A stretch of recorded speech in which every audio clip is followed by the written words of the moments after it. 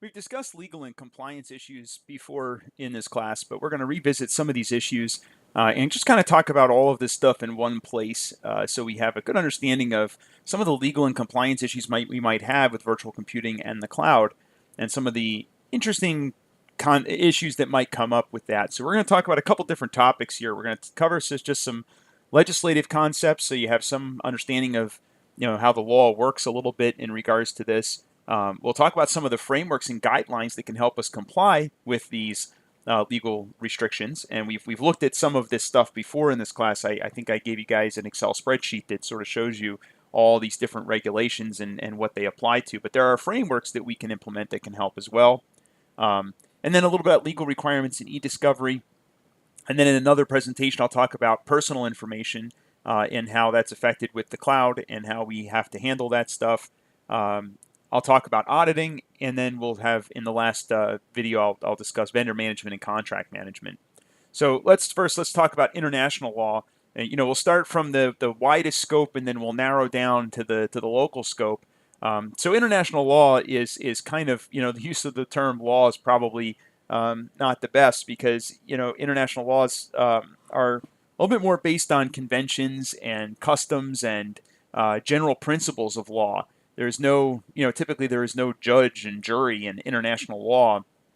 It's sort of agreements between states. And when I say states, I mean, governments around the world. But, it's international law, it's a little bit murky. I think you need a lawyer to really kind of help you navigate the waters of international law if these things are affecting your organization. Hopefully, if you're doing business internationally, you're large enough that you have those resources available to you. But international law is sort of that wider scope, and like I said, it's more about precedent. It's more about sort of the overarching principles of law that affect the entire world. So as far as legal vernacular goes, you have state law, copyright and piracy law. There's enforceable government requests, which are things like warrants, intellectual property rights, privacy law, the doctrine of proper law, criminal law, and tort law. I think most of these are pretty straightforward. State law is our laws in the United States are laws that are set forth by our states. I think our country is kind of unique in the sense that we are a collection of governments in this country. So in many cases, there are more laws and regulations at the state level than there are at the federal level in some cases. Things like banking and insurance are regulated at the state level as opposed to at the federal government level. Certain aspects of those things are regulated at the federal level, but many aspects are also at the state level. They're actually regulated typically by states. And then copyright and piracy law, those are usually federal in our country, the United States. They're generally federal laws. Enforceable government requests can come from state, local, or federal. If you're in a city and someone commits a crime and your data center is in that city, they may come and ask for your data. They might have a warrant or something like that. It's important for us to have some kind of policy and procedure in place to make sure that we can handle those. And also to be aware that our cloud service providers may also have to handle those requests from law enforcement. So in some cases, requests for data may not come to us. It might come to our cloud service provider. So for example, if, let's say there's some nefarious activity coming from one of our IP addresses with our cloud service provider, the authorities are probably going to go to the cloud service provider for information, not to us. And it's important to understand how they're going to handle that.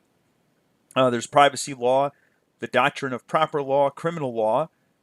Hopefully you don't have to deal with criminal law too much with cloud security in your organizations, but it does happen. People that are using our infrastructure either for, there could be financial crimes like embezzlement and things like that.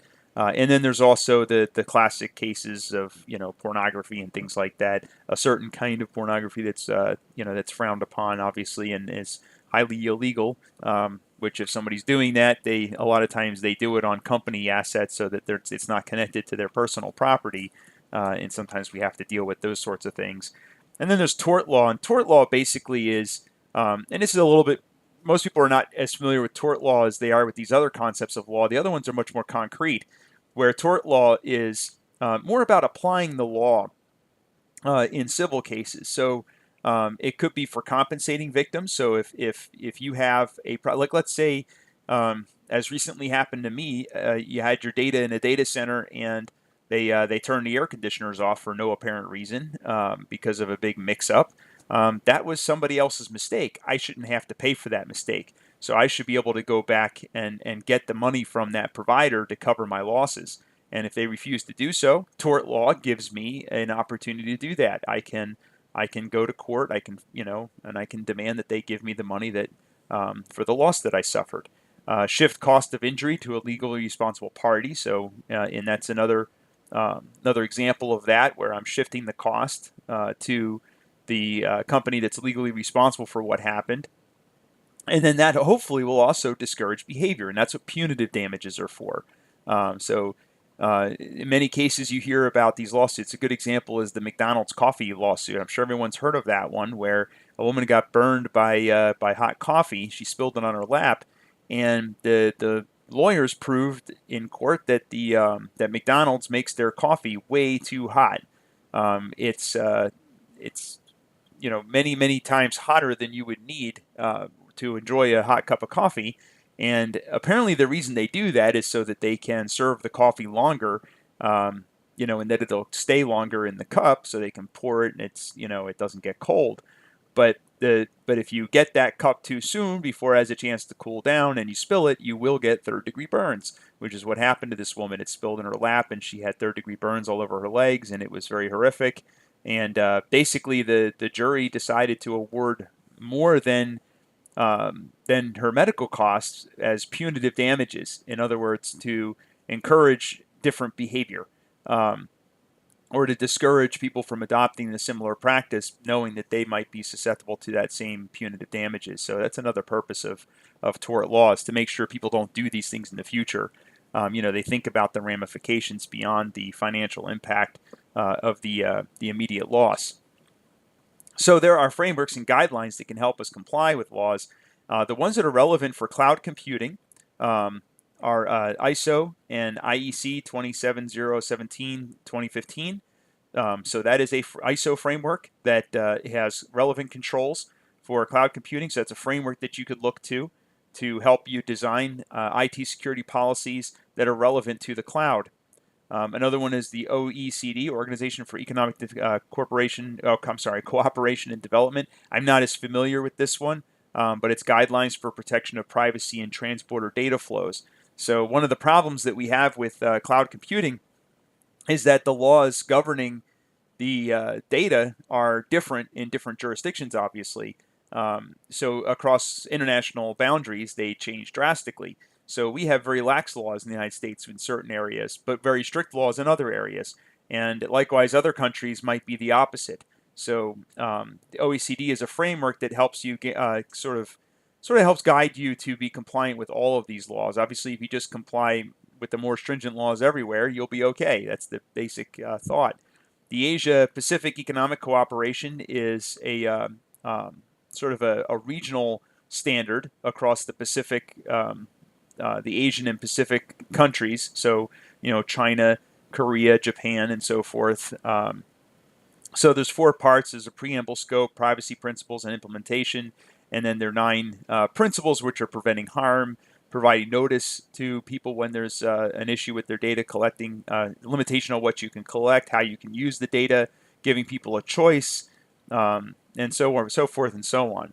And likewise, the EU Data Protection Directive is sort of like the Asia-Pacific, except that it covers the EU. And the EU probably has the most strict laws when in dealing with privacy. We'll talk about personal information here in just a few minutes, but their laws are fairly strict in the EU.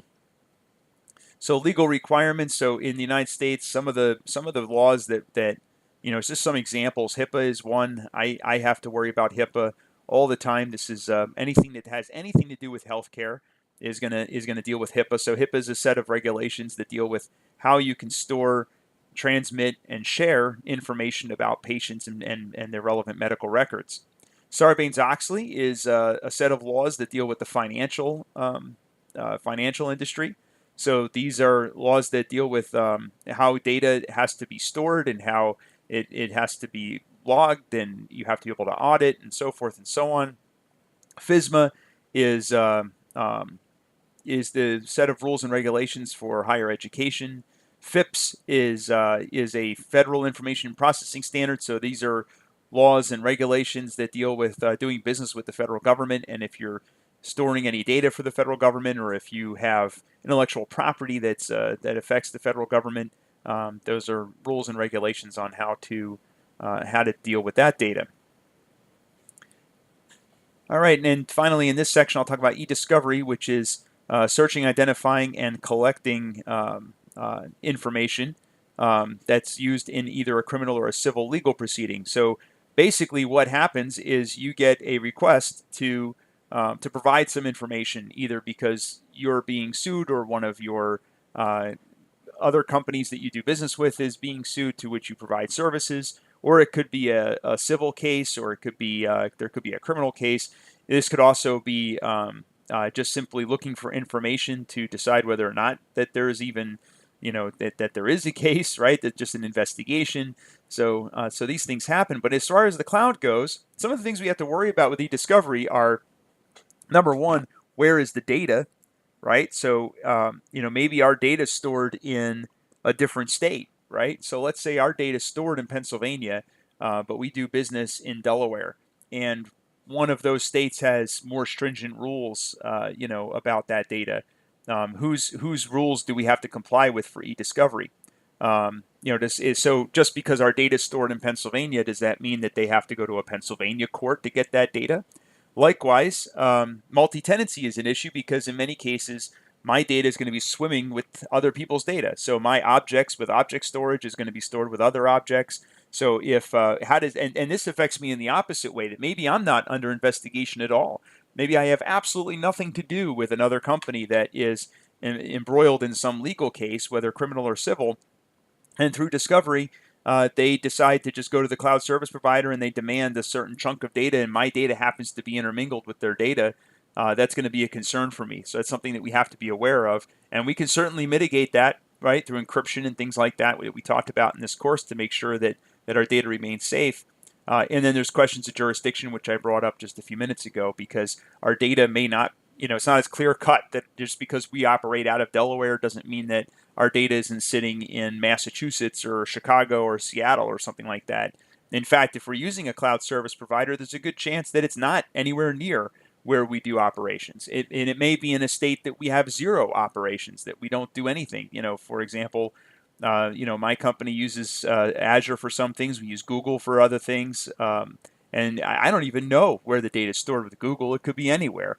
I know with Azure because they tell me that it's in, that I'm on US East, which is the data center somewhere up in New York State. But with Google, they don't tell me that. I'm using object storage there. I store it to them. All I know is it's somewhere in their cloud, which could be literally anywhere in the world. Who knows? So maybe I have to comply with the laws in some country that I don't even know the data is even there. So that could certainly be a concern.